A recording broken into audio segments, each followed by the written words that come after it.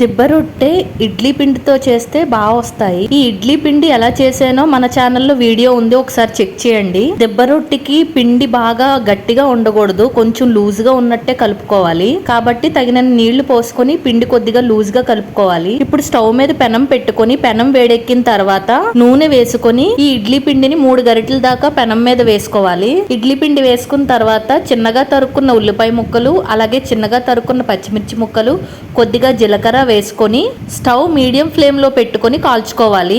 Stove high flame లో పెట్టుకొని కాల్చుకోకూడదండి, ఎందుకంటే మధ్యలో పిండి అది ఉడకదనమాట. మీడియం ఫ్లేమ్ లో పెట్టుకుంటే చక్కగా ఉడుకుతుంది. ఒకవైపు కాలిన తర్వాత ఒకసారి నూనె వేసుకొని రెండో వైపు తిప్పుకొని కాల్చుకోవాలి. దిబ్బ రొట్టె ఇలా చేసుకుంటే చాలా అంటే చాలా టేస్టీగా ఉంటుంది, అలాగే సాఫ్ట్ గా ఉంటుంది. పిల్లలు కూడా ఇష్టంగా తింటారు, మీరు కూడా ట్రై చేయండి. నేనైతే టమాటా పుదీనా చట్నీతో శుభ్రంగా తినేసాను. నా ఛానల్ ని ఫస్ట్ టైం ఎవరైతే చూస్తున్నారో సబ్స్క్రైబ్ చేయడం మర్చిపోకండి.